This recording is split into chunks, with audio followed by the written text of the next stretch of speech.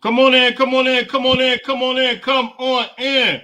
Let's talk about it. How's everybody doing?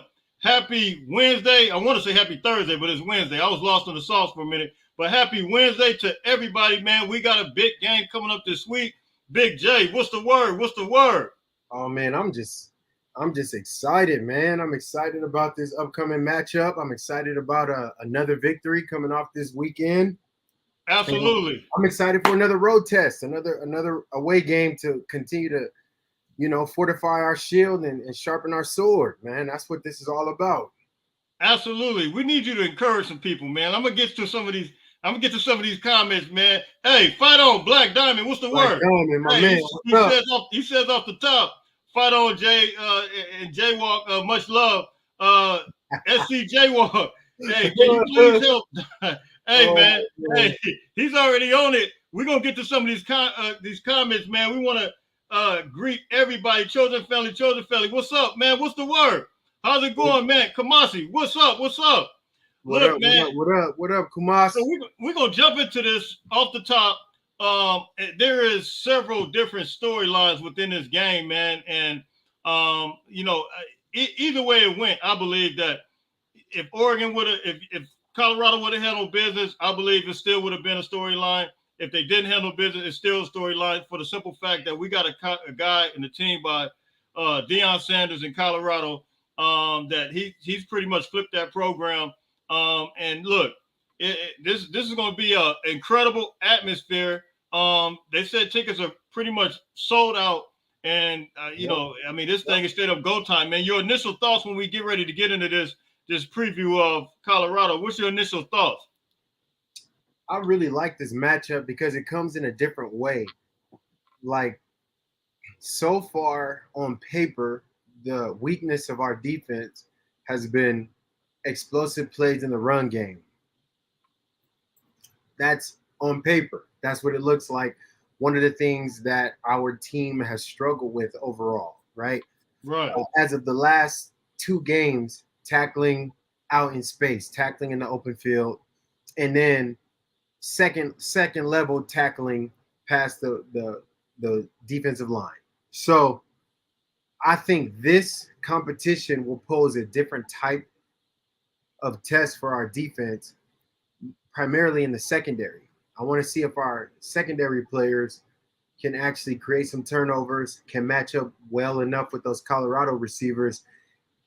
Athlete for athlete, speed for speed. Colorado has some good players that will give us a look that will hopefully prime us and prepare us for the next phase of this season.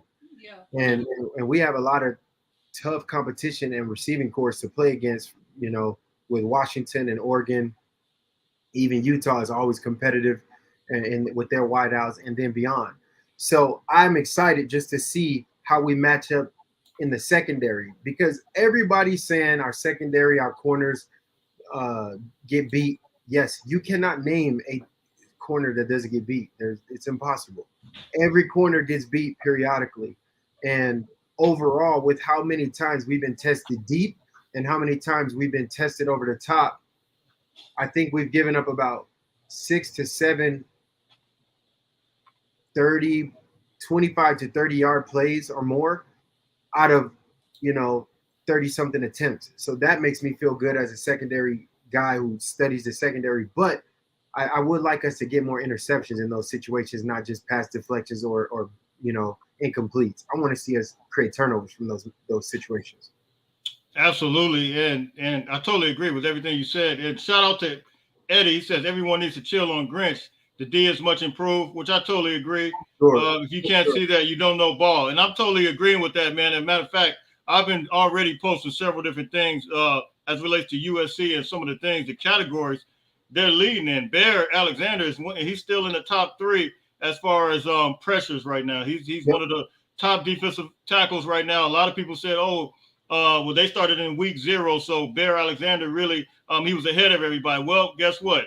Everybody's caught up as far as games. Bear Alexander is still up there. I think tied for 17. I believe it's 15 or 17. He's tied with 3 other people, and it's several storylines though.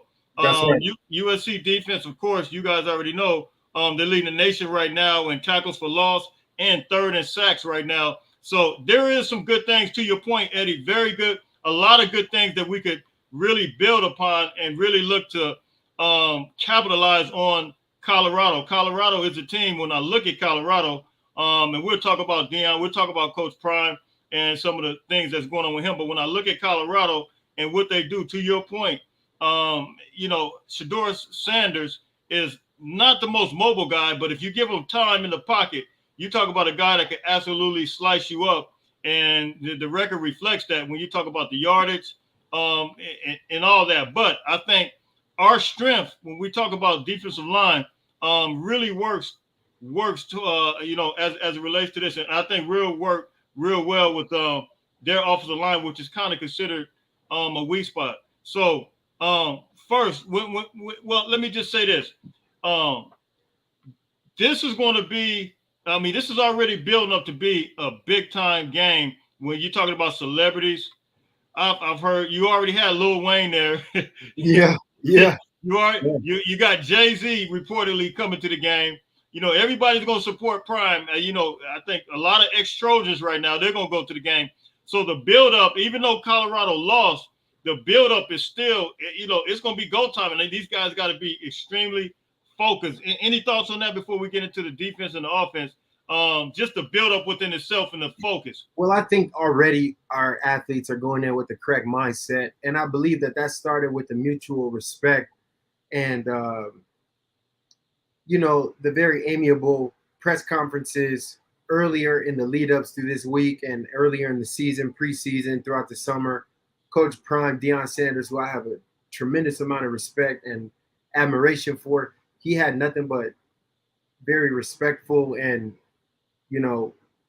competitively kind words to say about what Coach Lincoln Riley is doing with what we have going on over here. And I believe in kind, Coach Riley echoes the same sentiment. So this is a little bit different than what Colorado has come to recognize. With the Trojans are being a lot more. I don't want to necessarily say they're just more respectful. They Right, respect the matchup. right. They respect the talent, and there's no what we call like locker room material. There's no whiteboard material where let's take it personal. I don't think you're going to see any of those type of campaigns going on from Colorado's side because I don't believe any of our athletes are taking Colorado lightly. I don't think any of our athletes really have a grudge against them. There's no ultimate chip on our shoulder. We're not trying to prove anything. Right. We just have to worry about handling business as it relates to the success that we are striving for in this championship endeavor. That's it. Yeah, hey, I totally agree. And one of the things I heard Lincoln Riley say during the press conference, big shout out to Coach Riley and Coach Prime. They both had, like you said, great things to say about each other. But Yep. Coach Lincoln Riley basically stated that he pretty much did the same thing as far as roster turnover as us. So he Oh, got a sure. lot of respect for him, and it's mutual. And I think that we don't want that type of we don't want to try to feed off of that type of energy when you have guys going back and forth. We want it to be all left out on the field and start on the field. And so I think right now, when you look at it, I think both coaches are settling the teams down and really channeling their energy toward the right thing. So when you look at Colorado and USC, history-wise, USC leads this series 16-0. Colorado has Right. never beat USC. Last year, the game, of course, you guys already know, 55-17. Jay, you had anything you want to say? Well, yeah. I mean, we're supposed to have respect for one another. We're supposed to want to beat each other. If anybody from Colorado said that they are going to do something to USC, I would say, hey, you're well within your right to feel that way, and vice versa. Although I don't Right. believe that our athletes need to have that approach. We have a lot of big fish to fry, Colorado being one of them. And you can only take this season one Saturday, one Friday, one game at a time, depending upon, I think we got one Friday game this season, don't we? I don't know. I can't remember. I don't remember. I I'm hope, I not hope, sure. I hope not, but I could always say it's either one Friday or one Saturday at a time, right? In college football. So with that being said, and a rare occasion Thursday night, thank God we don't have to do any of those anymore. in the Pac-12, Pac-10 after dark, or whatever the foolishness it is. I believe that, yes, it's exciting to know that so many people are coming out to support the Colorado players, but I'm just as willing to believe that any celebrity coming out to support Colorado is also happy to see USC as well. I think that it's a mixed crowd because USC is a team for the people, whether they like us or not. It's centralized in one of the media hubs of the world, one of Hollywood, essentially, and so there's a lot of influencers and a lot of dynamic personalities, A-listers, and so forth that can have mixed feelings about both squads because of what Coach Prime is doing for what I'll call Black American Black culture, with galvanizing a whole bunch of people who don't ever watch college football, who don't ever connect with Colorado in any way outside of the fact that now this is becoming kind of like a black hub for another example of what black excellence can be. And I'm not trying to make this about race, but I just know in the circles that I travel in, a lot of people, like I got uncles and relatives and loved ones talking about Colorado for the first time ever. And I'm like, what makes you so interested in them now? Well, Coach Deion. I've loved Neon Deion. And I just believe, I like to see black coaches get their opportunity and take care of their people. I'm like, well, look, here's the thing about Deion. He's not just taking care of black people. He's taking care of every young person that gives him an opportunity to lay a positive thumbprint in his life, in their lives, male or female. And that's what makes me love Coach Deion so much. I just, I can't root against him outside of when we compete directly and head to head. I want to see him continue to have success because he's always had a high standard and a high caliber of execution in life, and nobody can take that away from him. And he's qualified, he's been tried, he's been measured, he's been found true. And I just love that. And that doesn't mean he's perfect. He walks on water and all of that, but it just means what he's doing, infusing self-belief at such a high level. It's exciting. It's fun. I can't wait for our athletes to get a taste of that because some of our players very much respect Deion Sanders as well. And so let's just go have a good competitive ball game. I pray that both of the teams stay healthy the whole way through. But I do want to see a dynamic, explosive scoring onslaught from our behalf. I want us to blow them out. I want us to absolutely destroy them. Absolutely. And they should feel the same exact way. Absolutely. Yeah, well, we need to stay right there for a second. And I kind of echo the same things that you're saying. As I got much respect. Deion was one of my favorite players, and I still got respect. And I think everything that he stood for on the playing field is I think he even talked about it. He's not a trash talker like that, to where he said he liked to have his play kind of take care of his trash talk. But I think it is translating over to the coaching. But you said blowout, and I think, to your point, do you think we need to make a statement in this game, given the fact? Yeah, I'm sorry. Go ahead. USC, do you think we need to make a statement? USC football always has to make a statement. We put up 500 yards. We have 14 tackles for loss, 8 sacks. We have 3 turnovers or near turnovers. Strip, forced fumbles, INTs.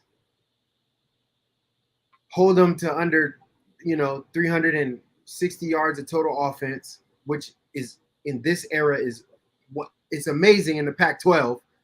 Now, if this was the SEC, yeah, you can hold teams to 280. You can hold because they're not launching the ball the same way. They're not going for big chunk plays the same way. This is the Pac-12. Most offenses on a given night in the Pac-12 can put up 400 plus yards of offense against anyone. Yeah. Like, it's a different brand, a different style of football. Absolutely. We are keeping teams to at around that 350 to 360 range. That is championship winning football in this conference. We are putting up over 500 yards of offense consistently. We're still averaging about 52 to 56 points per game. Right. We are still doing remarkable things. And yet, we have to go improve ourselves. Yeah. We're going to talk about this. I mean, because the fans are right? the fans are getting a little bit shaky, and I saw, don't think they understand some of the man, categories. I saw a team this weekend put up 10 points and 14 points, and people are saying it was the best game they ever seen in their life. Yeah. What are you talking about? Yeah. Let me 300 yards of offense. What are you talking about? A running back rushes for 90-something yards. What a baller. And it's not USC though. We got a running back that rushes for 154 yards, it averages 11 yards a carry, and he's not even I mean, really. Our conference It's unbelievable. I'm just trying to tell you, man. It's unbelievable. Let me get to Jamie. Thank you for your loss to the Sauce Gear. I really appreciate that, man. What's up, my man? I believe you're in Illinois, if I'm not mistaken. I want to shout out to Dallas. Let me get these. I got a couple of individuals that hit this up. Dallas. Shout out to Dallas, new member. Thank you very much for becoming a new member. And then shout out to, let me get this one. Alex, thank you very much. How can a team become Road Warriors game after game? You want to answer that real quick? That is a super chat I wanted to answer real quick, and then we're gonna start trying to get into some of this. Man, Alex, that's a strong super chat, brother. Appreciate you, man. Thank you so much. Thank you. For real. We appreciate that. That goes a long way, guys. You guys don't even know. But to answer that question to the best I can, Slap Happy, appreciate Happy, thank you. To answer that question the best way I can, to become a road warrior, you just have to be put in a situation enough to where you get comfortable with the ebbs and flows of playing away. Where now when you're on offense, you can't talk to your line. You can't make your adjustments and checks without certain eye contact and hand signals. You can't hear one another as much in hostile environments. In every situation outside of maybe Stanford, in the Pac-12, every stadium is extremely hostile. Absolutely. Every stadium, those people go crazy up in there. It's a fact. It's a fact. I've only played in one somewhat stale Pac-12 stadium, and that was Stanford, as I remember it. And it's just, they were into it when they were into it, and when they weren't, they weren't.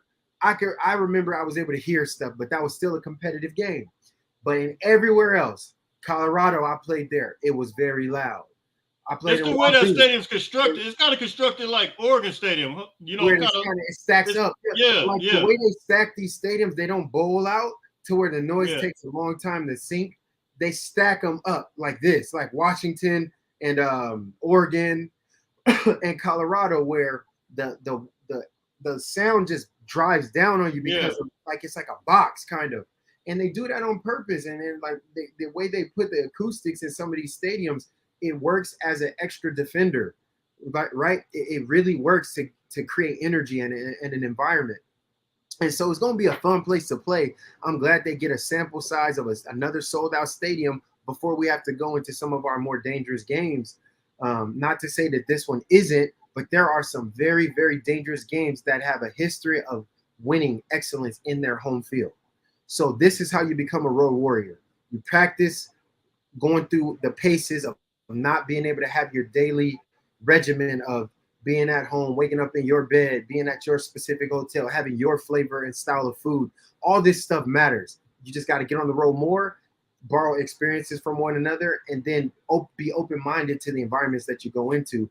I think playing away is more fun than playing at home. It always has been.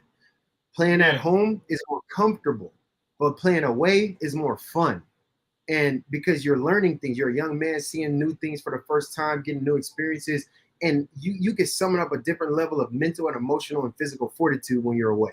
So that's what I'm looking for. I want to see our secondary respond in a way that they haven't yet. I'm calling for 4 turnovers via secondary this week. Man, I totally agree. This game, the ESPN FPI has 89, USC at 89.7% to win this game. The line is 24 points. They projecting USC to win this thing by. Wow. Hey, Carl T. Clean, new to the channel. Thank you very much. Welcome. Hey, good to have you here. Welcome, my man. Welcome. And so when we look at this, the stat comparison, USC points per game, they are literally ranked first. They, as you alluded to, put up like 55 points a game. Points allowed per game, we ranked 36th. Total passing yards ranked third. Total rushing yards ranked 23rd. Yards allowed 67. And when you look at Colorado, points per game is 36 compared to our first.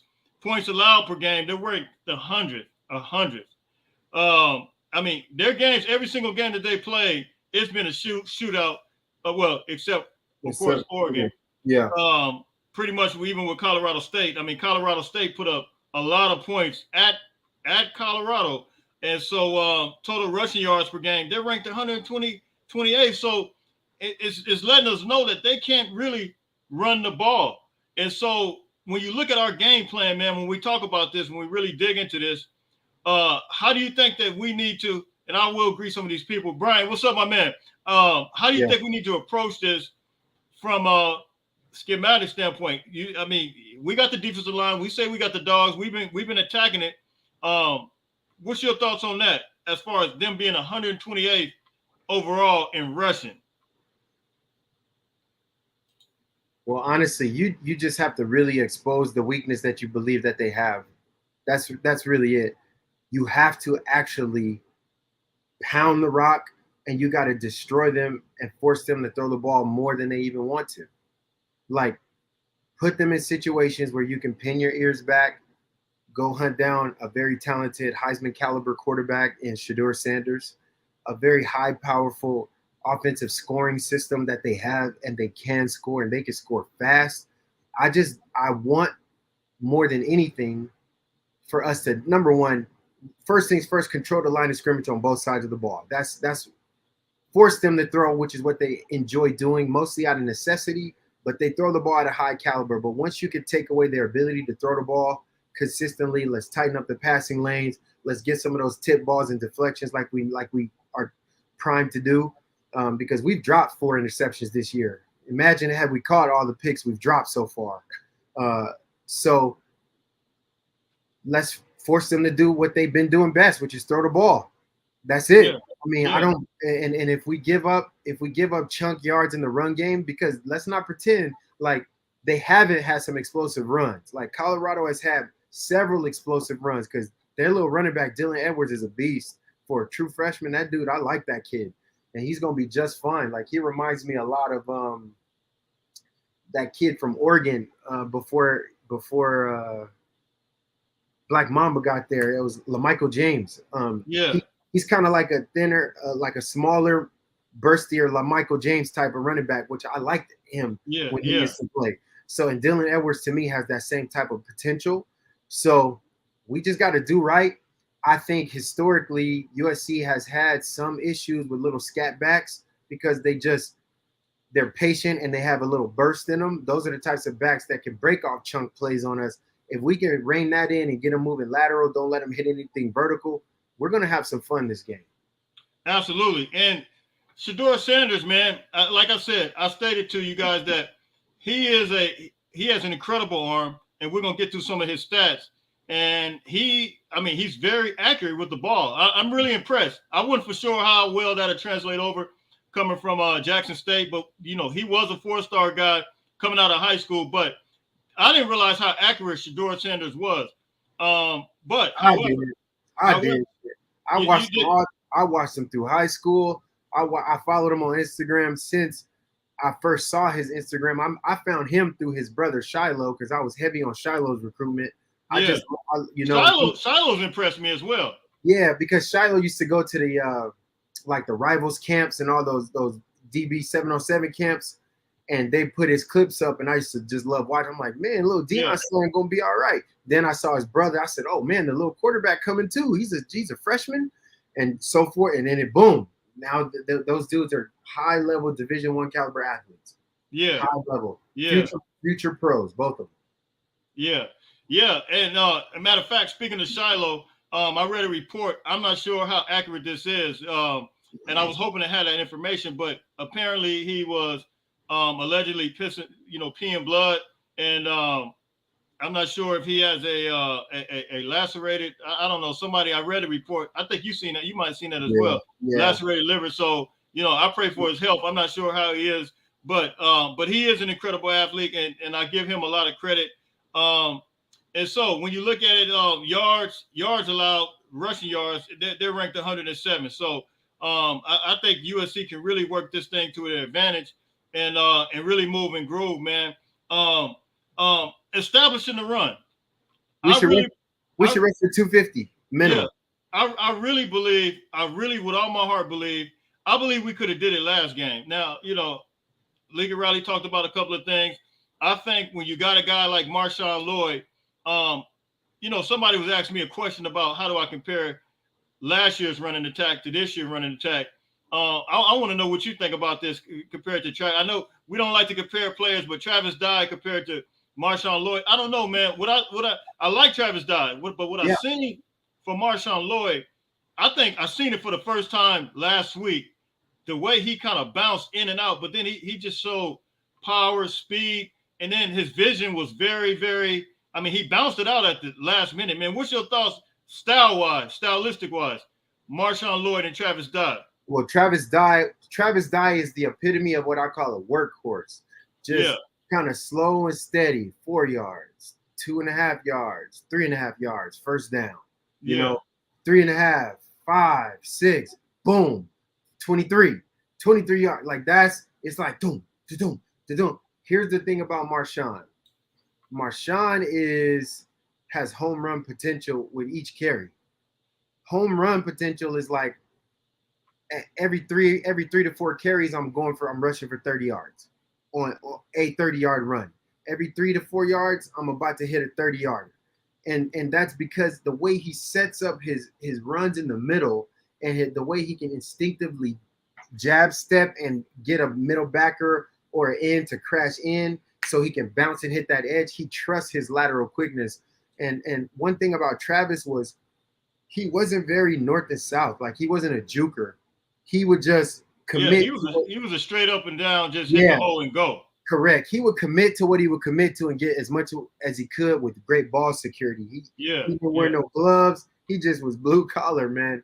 Whereas Marshawn has a little more glitch to him and a little more twitch because he's very lower body.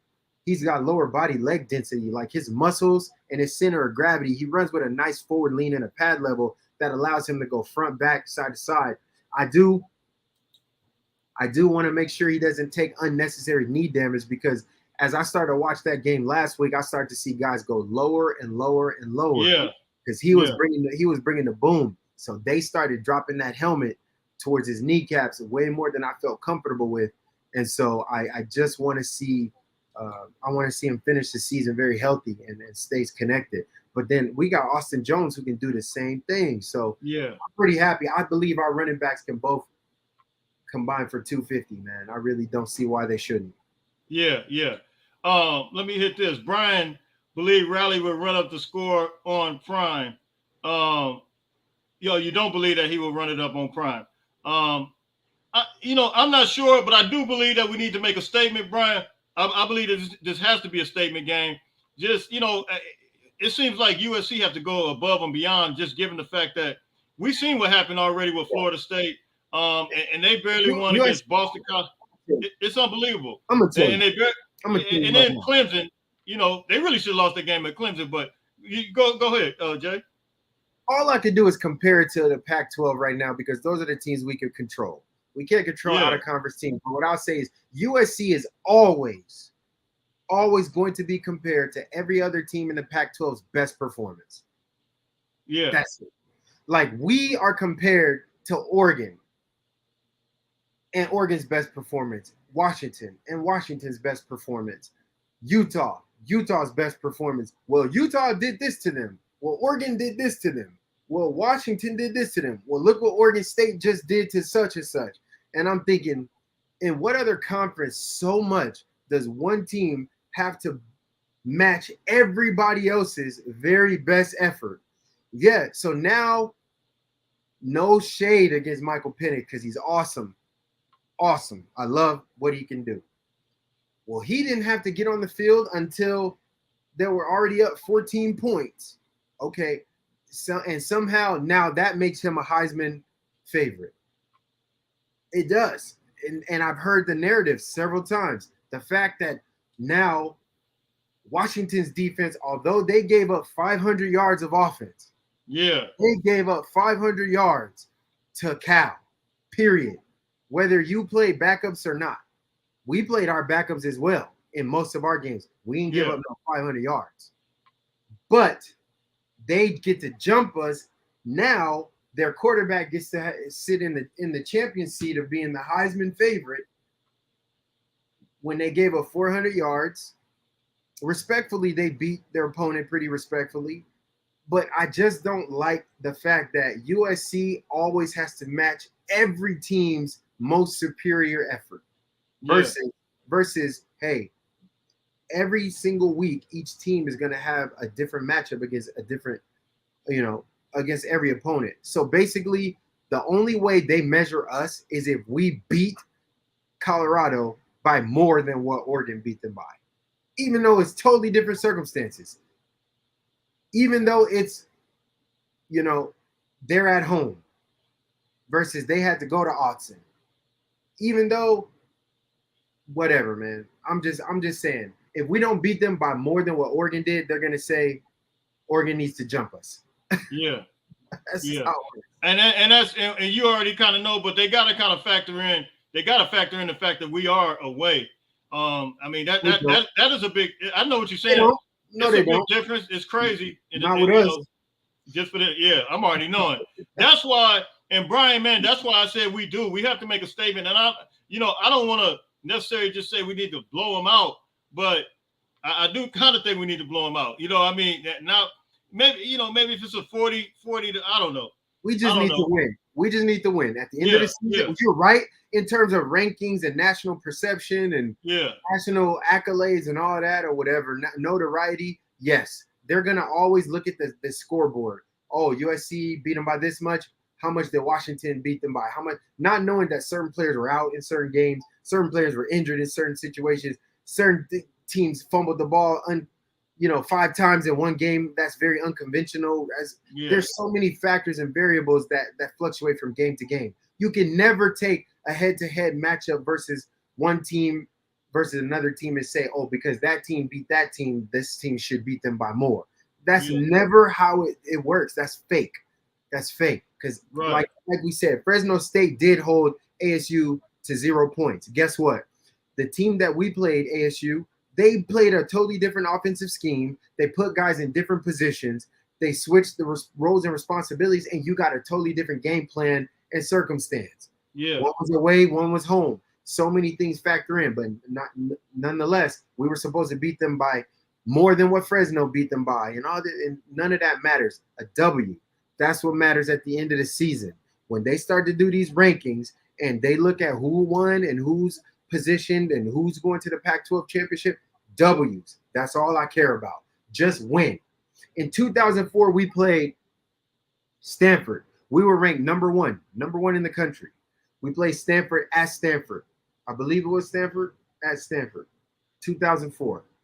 It was our first time being ranked number one, I believe. Or we may not have been one yet, but we were on our way there. They were unranked.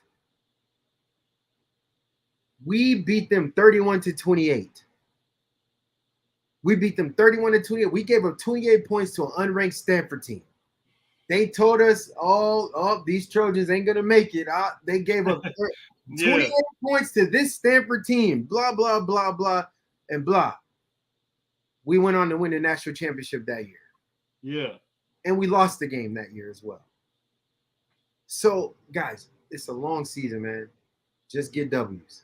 Matter of fact, I mean, you really kind of need to drive that point. Well, you drove it we home. We won this ring that year. Yeah. Because I think a lot of people getting lost in the sauce right now, Jay. When you're talking about what's taking place right now with Arizona State, and you played at Arizona State, you had 2 interceptions in that game, and the same type of situation. We're down 21-3, but we don't even have to necessarily go back on that. But they got to understand the dynamics of college football. Right. Period. Especially in the Pac-10, Pac Conference, Pac-12, Pac-10, Pacific Conference. That's why notoriously we are underrepresented in the college playoff because our conference is the most equally balanced and the most competitive of any conference in the country. It does not matter what anybody could tell me. You can be from SEC. You could go argue underwater. I don't care. I played against SEC schools. I know that they're very top heavy, and the ones that are great are very great. But the Pacific Conference has a lot more parity than any other conference. So teams could always beat each other, man. It's always been that way. And Yeah, that's why they yeah. say we always cannibalize ourselves. Cannibalize each other. They say it every single year. And that is the They truth. say That's it every not year. a narrative. Oregon could be number 1, number 3 in the country all the way up until their last game of the season. They play Washington State and they lose for some Yeah. weird reason to a Washington State team that has only won 2 games that whole year. Or they play Oregon State and they lose to an Oregon State team that's won 5 games all year. Like it Yeah. happens that way, guys, in this conference. So we just got to keep going and getting these W's by any means necessary. Yeah. I totally agree. I want to answer this question too. And you played in Colorado, so you would know, and you got that asthma, so I know it probably affected you maybe a little bit different. Oh, The same way it affected me when I ran out there. I was lost in the sauce. I mean, I was lost in. Hey, I need to be on the. Well, I ain't gonna say that, but I was lost in all types of sauce, man. You need to. I mean, man. What does the team need to do to adjust to the altitude? Can you talk about the difference of that? How should they prepare though? I mean, they got the oxygen mask, but yeah. So the goal is to get there as early as possible and get some running in. You got to do some wind sprints and get your respiratory system to open up, and you just got to get the dilation system open. Just get the lungs, burn them out, let your body feel that crispiness, because it's really just like crisp, sharp air that makes your throat burn and make you feel dry a little bit, like cotton mouth. And then your breath, you're pulling the air in as hard as you can, but it seems like a small percentage of oxygen is going in. So it's thin. It's just thin, crisp, fresh air. It's like too fresh. We live in Cali. We used to smog and pollution. Yeah. That crisp, fresh air will light you up. It'll make you lightheaded in the beginning. So you just got to move around and keep it going, man. Absolutely. So what's up, Renee? Hey, shout out to Renee. Back to the game. I've logged in and live. Yeah, back to the game. Thank you for coming in. There is a QB battle. There's a QB battle. You see some that are putting Shedeur up there as far as Heisman comparison, and he has some great numbers. And we want to talk about the comparison real quick. Completion percentage. Caleb is on the year. He's 74.3%. Shedeur is 76.9%. So that's ranked number 5 for him, and then it's ranked number 11 for Caleb as far as the completion percentage. So Shedeur actually does have right now a better completion percentage. But to your point, to that point, you gotta factor in that Caleb doesn't play a whole game, and then drop balls are a major factor when you're talking about the completion percentage. And then passing yards per game, Caleb at 300, Shedeur at 352. That Caleb is number 11, and then Shedeur is number 2 as far as passing yards. Yards attempt, Caleb is 11.88, Shedeur 8.34. Touchdowns, Caleb is ranked. He has 18 touchdowns. That ranks number 1 in the country as far as the touchdowns. 18. Shedeur has 12. Yep. That's tied for number 10.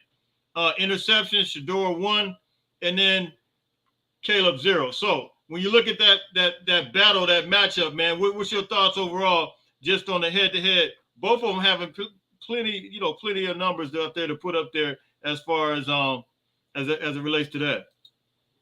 I think this is no pun intended, but like prime time television matchup, like 2 remarkably great quarterbacks, 2 leaders of their teams, 2 guys that force their teams to go. Get to now go head to head. Right? And I think Caleb is the type of guy, from what I know of him, he loves this. He loves this type of showcase. And Shedeur, from everything that I'm reading and can see of him, he welcomes this level of comparison as well. I just gotta really, really believe that Caleb's brothers, Caleb's teammates are gonna really show up and show out for him, because Caleb has 4 or 5 more of these head-to-head QB battles, right? Yeah. Quote unquote QB battles. Well, we got to go against Knicks. We got to go against, excuse me, Penix, and who knows who will have to play in the Pac-12 championship? Possibly DJ, possibly Cam Rising or Cam Ward, or Delart. Like, guys, there's a lot of great There's quarterbacks. so many guys, man. It's crazy, and they putting up crazy numbers. And Sam Hartman as well, right? With Notre Dame. So like we got some good QB battles that are going to happen. This is the first, in my opinion, of many. Yeah, no doubt. Hey, shout out to Brandon Jones. He has a podcast. That podcast is Light the Torch. You guys can see it. They're doing well. They just started up. I will be on there tomorrow night, 6:30, 6:30 West Coast time, 9:30 East Coast time. So big shout out to Brandon Jones. So when we look at this, man, you on here now. You already know I've done a couple of videos this week. I talked about, matter of fact, it was one today. Talked about the linebacker play. Who does this, in your opinion? We're not picking starters, but when you look at this game, where do you think this suits? Who do you think it suits best from the linebackers we got? Because when I look at them, I look at Shane Lee as a powerful run stopper. I look at Rajon as an athletic. Mason Cobb, he does this thing. He does a little bit of everything. Tackett Curtis is the man. When you look at the way this is structured, this game, from especially with the rushing standpoint, linebacker play, because I did a video. I just want to hear your point on who do you think this is tailor-made for as it relates to our linebackers, or do you see a rotation, given the fact that we just talked about altitude? Well, yeah, I mean, my first inclination is to lean towards a healthy rotation and situational rotation at that, because every single one of our, contributing linebackers are all well suited for any phase of this game. Like that's the truth. Like you can easily see Eric Gentry with his long rangy wingspan, his defensive instincts being super disruptive in passing windows, helping us force like lobs and tip balls and just tighter windows because of how he disrupts with his range. You can see Mason Cobb and Taggart Curtis with their speed and how they lateral side to side really being disruptive as well and flashing. Rajon is just super instinctive and intelligent, man. Like his ball awareness is amongst the best in that linebacking core that I've seen from my perspective. Whether he communicates what he sees is left to be known by me. I don't know that. But I know that what he sees and processes is very, very awesome on the field. Yeah. I don't know if he's telling everybody else what he's seeing, though. And sometimes that can be one of the limiting factors in the defense is if you are just so locked into what you do that you can go. Like I had a great teammate who is a legend at that most people are unaware of, but his name was Troy Polamalu. He would see things and not communicate and just fly. He'd be like, "Where you going, bro? You're supposed to be in the middle, in the deep third." But he'll just fly downfield and hit a dude, and he would never say nothing. And he'll make that play. And he's like, "What the heck, bro? How did you see that?" Rajon has certain instincts that parallel like a great player that could just read and feel the flow of a play. And he's reactionary and he's quick, he's strong, he's violent, and he's smart, he's intelligent, he does things. I just want to know if he's getting everybody else involved or if he's keeping secrets. Mason communicates very well. He talks and he makes sure people are in the right position. I think he's going to be more settled down this game. I really, really do. And I don't think we're going to get some of the same type of like aggressive mistakes that we had from any of our linebackers. I think we got those jitters out of us for our first away game. Now, Shane, he's well-rounded. He can do everything. Yeah. He communicates. He brings the boom.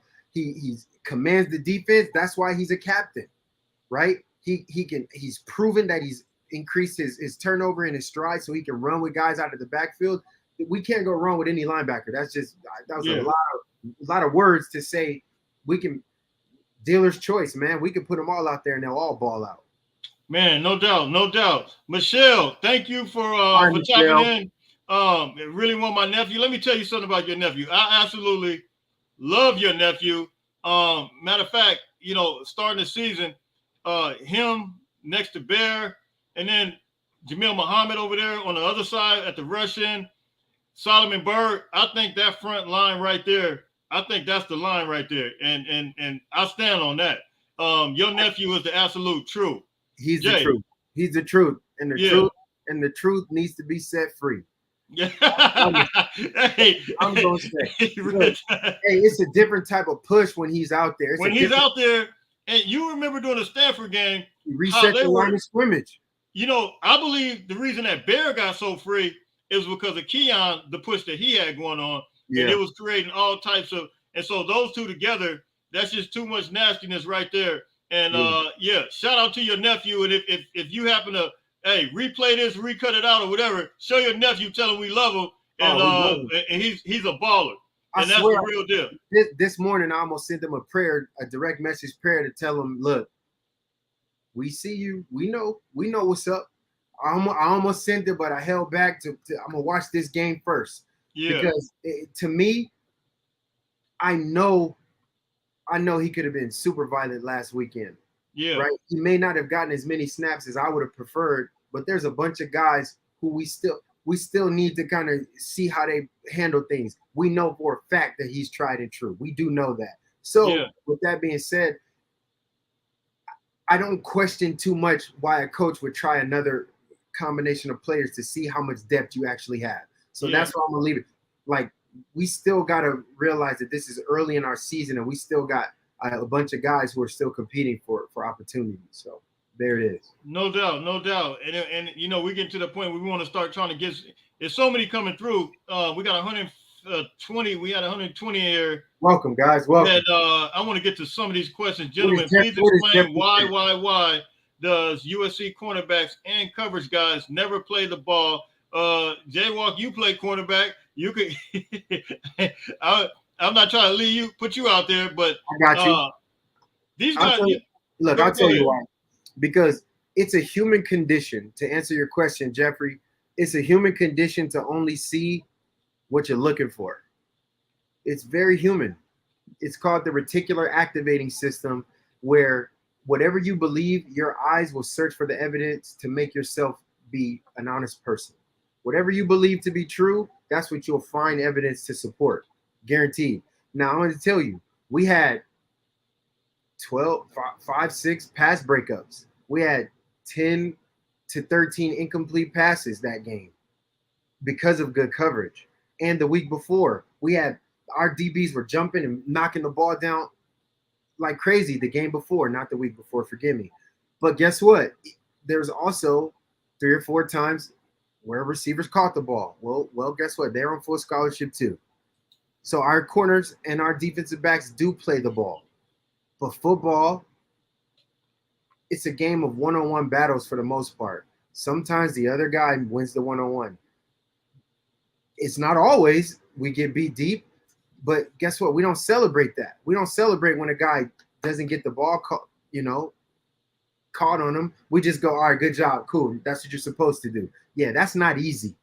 It's not easy to stop a receiver who knows exactly where the ball's going to be, when it's supposed to be there, and you have a quarterback that's hell-bent on making a play and beating you.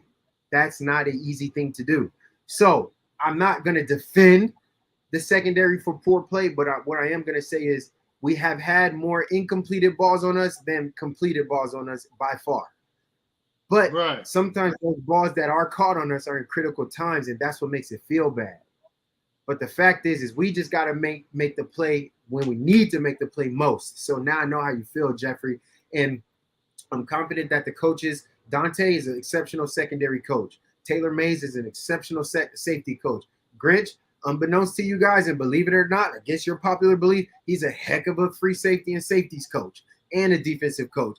You just got to let the guys win their battles, and that's up to players as well. So I don't put all onus on players or coaches. It's a combination of both. Situational awareness, right? Matter of fact, you know, you looked at Max Williams the week before. He had an incredible pick. He read the play.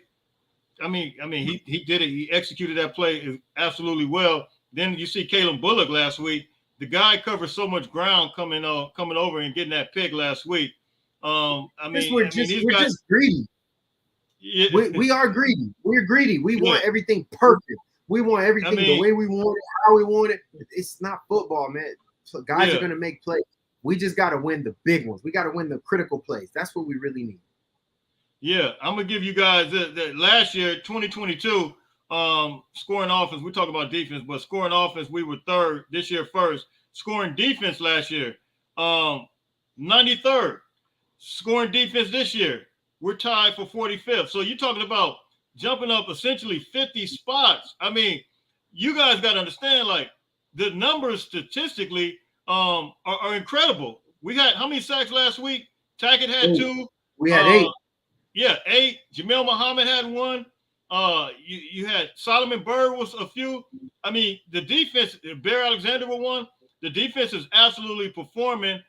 We just, there was a couple of plays, but I believe these guys are going to absolutely be up.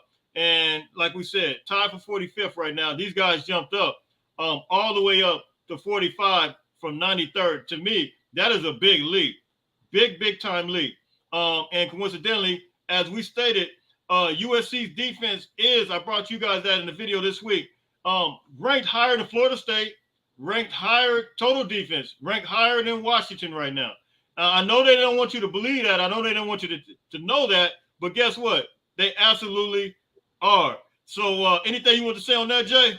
Yeah, we're putting up more yards per game than Washington, I believe. We're putting up more yards per game than Florida State. We're putting up more yards per game than Oregon and more points. Except maybe I don't know about Oregon because they had that 181. That boosted their average up. Yeah. Right? So, but defensively, we're still kind of on par, and we're actually defensively better than Washington. However, Washington got to jump us in the coaches poll or the AP poll or whatever, just because USC, for whatever reason, has to do it 5 times better than the people ahead of them or who they're comparing to. I don't understand these standards, but USC fans, you got to have realistic standards. Cornerbacks are going to give up touchdowns from time to time. Cornerbacks are going to get beat. Linebackers are going to miss tackles from time to time. They're going to get beat. Defensive linemen are not going to hit the right gap from time to time. They're going to get beat. That's why it's a team effort. It's a team battle. And the goal is to try to make a few less mistakes this week than the week before. And if you make a mistake and you start to regress, clean it up and get back to a level playing field. One thing I did hate is we missed a lot of tackles because we didn't wrap up. Had we wrapped up on Coach Riley alluded to that. You can't just watch out to somebody. That's it. We were in position. We just in position. The coach put you in the position. Yeah, there you go. Coach you're gonna have to force yourself to wrap up and hold the guy up instead of dive in desperation lunge or dive at their knees or try to throw a shoulder and just hit a dude. This is Division I football. Guys aren't just falling like that. So at the same time, I know that wrapping up is going to be a fundamental standard of how this offense, how our defense can get better and how we can help our offense play better. If we wrap up better in practice, it forces our offensive players to be more elusive and to play more sound. If we attack the ball in practice better, it's going to help our offense protect the ball and do things better. So wrapping up as a core component of a strong defensive unit will solve majority of the problems on any defense, especially ours. Absolutely. I totally agree. Hey, shout out to you, Dave. David, USC J Walk bring football knowledge that helps us all move forward. Fight on. Hey, beat the bus. Hey, thank you very much. I want to answer this one too. Hey, J Walk, do you believe the coaches are load management? Yeah, especially on the defensive side of the ball. Bar next to Bear. I'm telling you. I did want to say that. I thought that, but I didn't want to put it out there. I didn't want to put it out in the Ethernet. But I do think they are because we got a bunch of guys. We got Jack Sullivan. We got look, man, we haven't. I think they were getting Tyrone Taleni acclimated too because he just came back. He just came back off an injury, and so that was, you want to get him kind of game, get used to being in the game. But B-Dog. Now, Keith Rodas said something earlier about about hydrating. You're right, Keith. The guys have to hydrate exponentially, and they got to make sure that they come in there with like a very calm and positive mindset about how they're going to go about their work. As a defender, just be committed to holding the guy there. Be committed to stopping the ball. You don't need to lunge. You don't need to have desperation tackles. If they get a first down, sometimes that's fine as long as they don't score. Yeah. Yep. That's what we need. We need to stop teams from scoring. Getting scored on is how you lose games. Not giving up yards, not giving up, big plays. Getting scored on. And then our offense having to we need our offense to score in their first 4 to 5 series, period, every game. Yeah. That's what we need. No doubt. No doubt. We're getting close. Wow. I can't believe that's the fastest 55 minutes I've ever seen. That was lightning speed. That's incredible. We're going to get to some of these questions before we get out of here. We haven't played the competition that Florida. Listen, Florida State almost lost against Boston College, man. Well, I don't know. They almost lost. I mean, Boston College is not that good of a team. Clemson got blown out by Duke, 29 to what? 7? So who did Florida State play? You're talking about LSU? LSU almost lost against Arkansas last weekend. Arkansas lost against BYU, by the way. LSU lost against unranked BYU.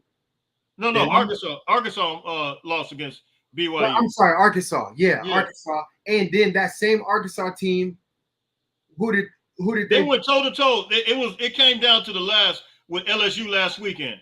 That's what I mean. Like, guys, you guys are just listening. You're looking at brand names. You're not looking at the actual teams and how they're playing. You're not looking at what the productivity is. You're looking at brand names. They're winning games 10-13. Yeah. In what world is our team going to score 13 points? 13 points. We lead the country in scoring right now. We got to put proper analytics and analyze this thing properly. We really do, because you're going to stress yourself out if you don't realize what's taking place right now. And I think, we're getting close to doing our score prediction. You guys remember Cushion I block? Feel me? Yeah. Oh yeah. Yeah, right here. He boom, feel me. Yeah. So look, we getting ready to. We hitting 57 minutes in. We want to talk about these scores. You guys drop your score prediction in here real quick, and what do you guys think that USC will finish this game? Score wise, Jay, you want to go first? I think, yeah, man, I'm going 56-21. I like the 21. 21 was what I had in my mind. I think we're gonna go over 50. We're averaging 50 points a game right now. I'm thinking. You said 56. I don't want to be the same as you. I'm gonna say 53-21. Look, right. I don't believe Colorado. Look, Colorado State. They put up 40-some points. It was double overtime. They put up 40-some. Was it 40? I can't remember the exact score. Yeah. 40-some points. And Colorado State is the 10th best team in the Mountain West right now. So, and coincidentally, 122 and 123 as far as total defense. You only have the top 130-something in the country as far as total defense. Colorado and Colorado State are 122 and 123 as total defense. They're at literally at the bottom. No disrespect, but I think USC should be able to put up 53 points. Did I say 53? 53-21. Yep. That's the way. Let me get to some of these scores. David says 45-0 USC. DT818 55-17. I'm feeling it, man. I like to see 52-17. I should have said 52. Hey, shout out to your score. I really don't want them to get 21 points. I really don't. I really don't want them to get 21 points. I just see us hopefully being able to put our backups in, and then that might, Shedeur might slice and dice a couple of our, third stringers. Who knows? And I'm not underestimating Colorado. I just believe in our offense. I believe in our defense. I'm not underestimating anyone. I just believe in what I know we can produce. Yeah. Hey, I totally agree. I'm feeling 63-17. Man, that's the question is we put up 66 points against Nevada. So the question is Colorado's defense better than Nevada? Now, let me tell you this. Nevada took Kansas, who's 4-0 right now in the Big 12 and could possibly play in the Big 12 championship if they're not careful. I mean, the way that they're playing. But Nevada took them, I mean, I think it was a 7 point difference. I think Nevada came close. It came down to the last minute. So I'm saying that to say, is Colorado's defense better than Nevada? I mean, just looking at it, I don't think so. Rank wise. So I think USC, man. I think I could go to 60, but I'm gonna leave it right there, 53-21. Let me get some of these other scores. Ray, 20, 49, 21. I can see that as well. Ray. Yeah. Shout out to you, Oscar, my man. So look, man, that's gonna bring us to a close. Hey, Jay, anything you want? Tim, what's up, my man? 52-17. What is the word? Hey, I like that score, Tim. You guys can find Tim. He's on the Voice of College Football on YouTube. I think on Mondays, right? Mondays, and sometimes periodically he comes on here as well. Oscar 63-24, 58-10. I can get with all that. We just need to win. So, Jay, anything you want to say before we tap out of here, man? We can win a little bit over an hour, but anything you want to say? We went through it. We talked about what we feel that how this game will go and what we need to do to establish the run. What's your final thoughts?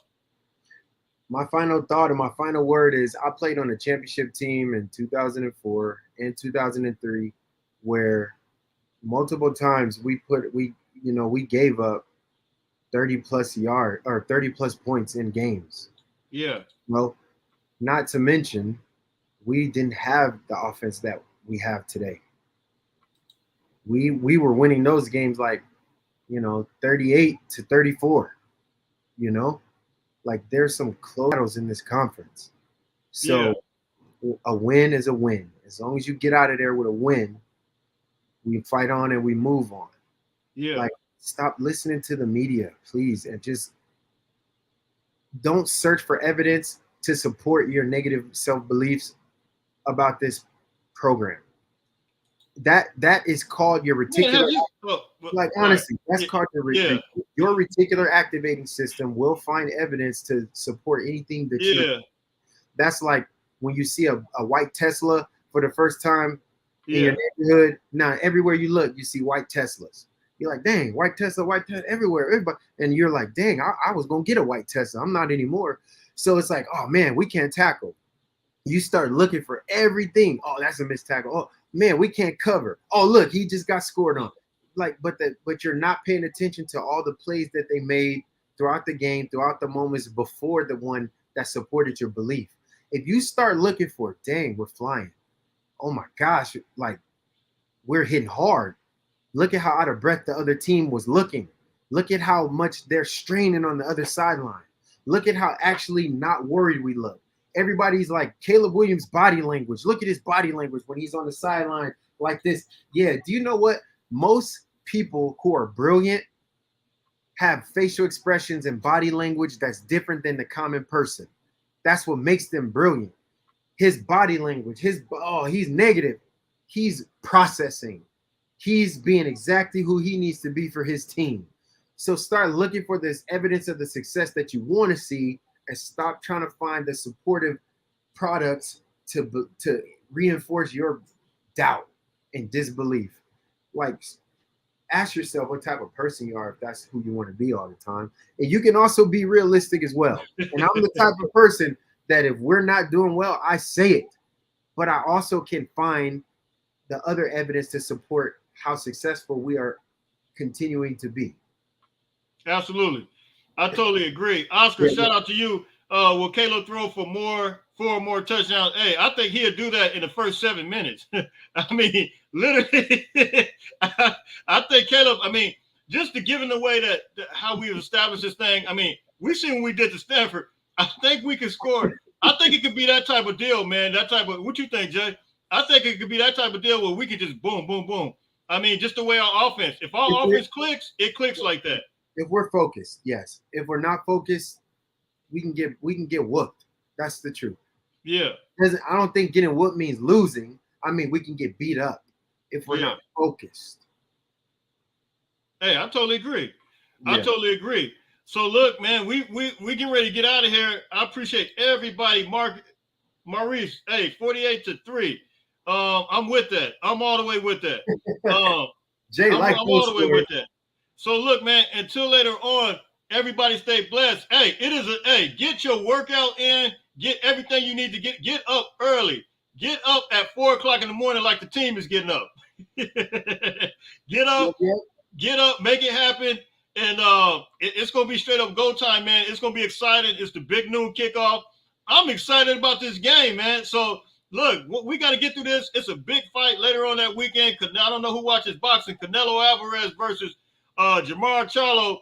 Hey, we're gonna get some of you. Hey, we need some of that prediction as well. Who wins that fight? Canelo Alvarez or Jamel Charlo? It's gonna be straight up go time. Thank God the Colorado USC game. I was concerned about that. I ain't gonna lie to you. Hey, I was praying that we did not have a 7:30 kickoff because we were gonna be lost in the sauce as it relates to that fight. Drop your comments. Who wins that fight? USC will show up on Saturday. No way in God's green earth. Hey, I totally agree. Don't bring the hammer on Colorado, especially prime time for everyone in the country to wake up. Hey, they're gonna wake up. They're gonna see it, man. They are going to see it. He got Canelo here. Hey, you got Charlo here. I say Canelo is. Hey, let me say this real quick, and I'm gonna get off of this thing because I'm not gonna talk to you. Yeah, I will talk to you guys after that. We'll deal with that. But I think if Canelo fights the way he fought Bivol, I think Charlo had. Well, let me say this. I think if Charlo fights the way Bivol fought, I think he can do it. He got to establish a jab. I don't think he needs to sit there and bang with Canelo. Don't bang with him. Yeah, don't bang with him. That's how Caleb Plant got caught up. He tried to get in there and try to bang with him. He got cold caught. So so and don't stand in the pocket. The thing, Canelo, like in the pocket, he's like boom, boom, boom. Yeah, he got the uppercut. He got the power. Yeah. He gotta stay long and like get his head off the center line. Like stay long, and then I think a counter uppercut coming, like slipping off of one of those head rolls. If he can catch him right under the head roll, he can hurt him. Charlo could hurt Canelo, but Canelo, he's just crafty, man. I don't know. It's hard for me to root against him, even though he's older. It's hard for me to root. Yeah. I mean, both of these guys are close to the same age, so I think it's going to be a good one. Oh, Brian, you know what? I think USC's wearing their home uniforms, if I'm not mistaken. I think Colorado requested that, if I'm not mistaken. They like white at home, huh? Yeah. So it is what it is. Hey, Tiny. Hey, Charlo, he walks around. He's a natural. I think he's feeling good. He's a natural. But anything can happen though. We'll see. Hopefully he don't try to bang with him. Hopefully he just box him and wear him down because Canelo does get a little tired throughout the later rounds. But I think it's going to be a good fight, man. Canelo's the man. He's the man right now. He has that name, so Charlo's going to have to take it from him. That's it. They're doing a whiteout. Yeah, they are. So look, man, until later on, everybody stay blessed, man. We will talk to you on. I'll probably come back with something tomorrow, maybe, or maybe just not. But until later on, everybody stay blessed. Fight on, fight on, fight on. Fight on.